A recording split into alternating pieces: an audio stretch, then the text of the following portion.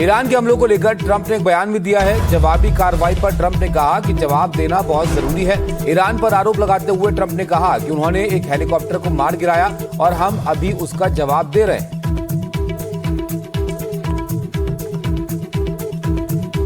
तो देखिए, अमेरिका का पहले एक हेलीकॉप्टर मार गिराया जाता है, अपाचे हेलीकॉप्टर। अब उसके जवाब में अमेरिका ईरान पर हमला यहां पर कर देता है। ऐसे में फिर से इस बात की आशंका कि ये जो बातचीत के मुहाने पर दोनों देश यहां पर खड़े हुए थे, वो फिर से लड़ाई की ओर तो यहां पर नहीं रास्ता पहुंच जाएगा, क्योंकि बातचीत की कोशिश कई बार हुई है लेकिन कोई हल निकल नहीं पा रहा था। और ऐसे में ये आक्रामकता इस तनाव को कहां लेकर जाएगी, ये एक बार फिर से चिंता का विषय यहां पर बन सकता है।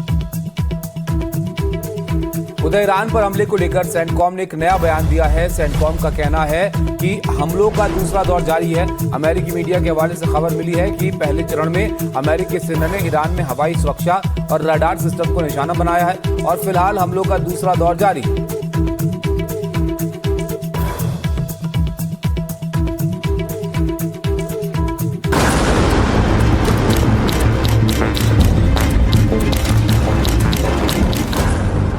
स्ट्रेट ऑफ हॉर्मुज खुलवाने की जंग लड़ रही अमेरिकी सेना को एक बड़ा झटका लगा।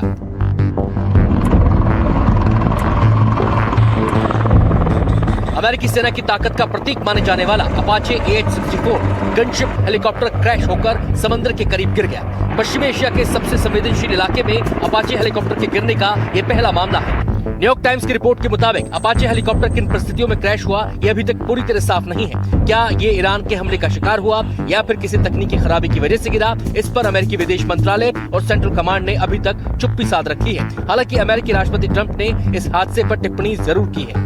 The pilots are fine, yeah. And what's Nobody that? injured. Brought it down? We are going to issue a report tomorrow.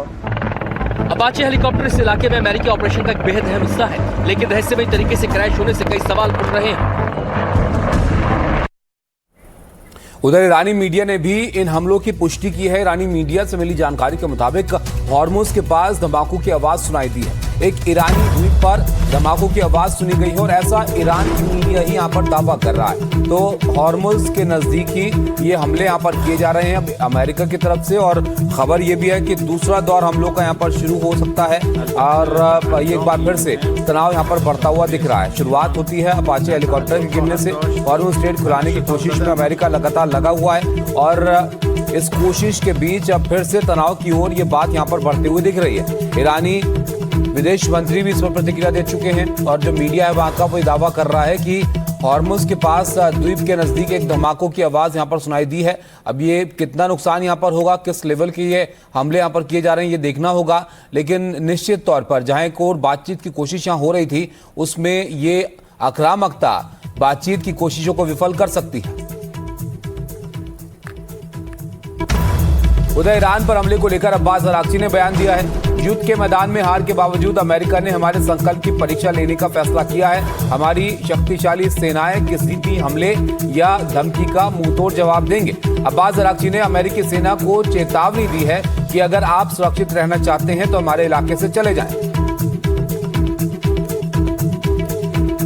तो विदेश मंत्री चेतावनी दे रहे हैं अमेरिकी सेना को कि आप इस जगह से चले जाइए अगर आपको सुरक्षित रहना है, और जवाबी कार्रवाई की बात यहां पर कहते हुए दिख रहे हैं। उनका ये कहना है कि अमेरिका ने संकल्प की परीक्षा लेने का फैसला हमारी किया है। हमारी शक्तिशाली सेनाएं किसी भी हमले या धमकी का मुंहतोड़ जवाब देंगे। तो अब ईरान भी यहाँ पर आमने सामने की स्थिति में दिख रहा है अमेरिका से। अब अमेरिका जवाब यहाँ पर दे रहा है। हेलीकॉप्टर गिरने का, अपाचे हेलीकॉप्टर उनका गिरा है, तो क्या ईरान भी जवाबी हमले एक बार फिर से शुरू कर देगा?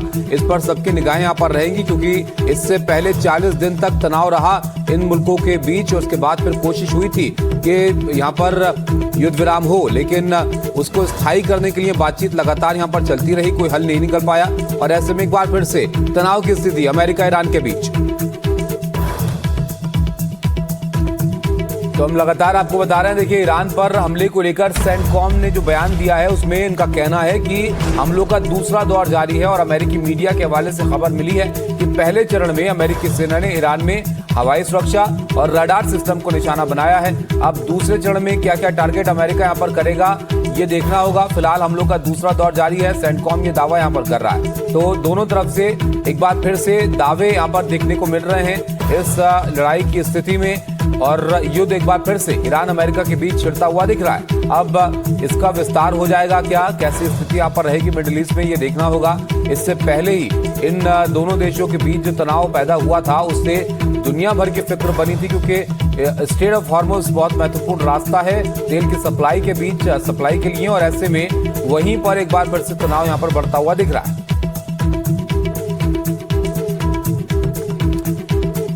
तो एक तरफ ईरान के विदेश मंत्री जवाबी कार्रवाई की बात यहाँ पर कह रहे हैं, सीधे अमेरिकी सेना को चेतावनी वो दे रहे हैं कि आपको अगर सुरक्षित रहना है तो हमारे क्षेत्र से दूर चले जाइए।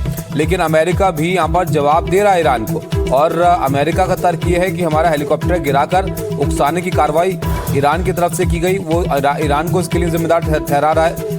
अमेरिका का अपाची हेलीकॉप्टर गिरा है समुद्र किनारे, और उसके बाद से ही तनाव जो है बढ़ता हुआ यहाँ पर दिख रहा है। अब जो सेंटकॉम है उसका ये दावा ये है कि दूसरा दौर यहाँ पर लड़ाई का शुरू हुआ है। इससे पहले रडार सिस्टम वगैरह को टारगेट अमेरिका ने यहाँ पर किया है ताकि जवाब ईरान ना दे पाए इन हमलों का।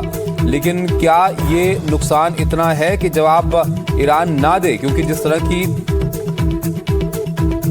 तरह के दावे अब्बास अरागची यहाँ पर कर रहे हैं उससे तो लग रहा है कि स्थिति तनावपूर्ण अब होती चली जाएगी यहाँ पर। उधर आप देखिए स्ट्रेट ऑफ हॉर्मुज़ पर ये सब हो रहा है तो जाहिर तौर पर जो तेल की आवाजाही को लेकर दुनिया की निगाहें वहाँ पर टिकी हुई थी वो एक बार फिर से फिक्र बढ़ जाएगी। इधर ईरान पर हमले को लेकर सेंटकॉम अपने दावे कर रहा है, हॉर्मुज़ के धमाकों की आवाज़ वहाँ पर सुनाई दी है, ये तमाम बातें निकलकर सामने आ रही हैं। लेकिन डोनाल्ड ट्रंप यहाँ पर क्या कह रहे हैं इस पर, यह भी देखना बहुत ज़रूरी है। डोनाल्ड ट्रंप का बयान भी यहाँ पर सामने आया इस मामले को लेकर, वो भी हम आपको यहाँ पर दिखाते हैं। डोनाल्ड ट्रंप एक बार फिर से जताते हुए नजर आ रहे हैं ईरान को कि ये जो स्थिति हुई है यहाँ पर ईरान की आक्रामकता की वजह से हुई है।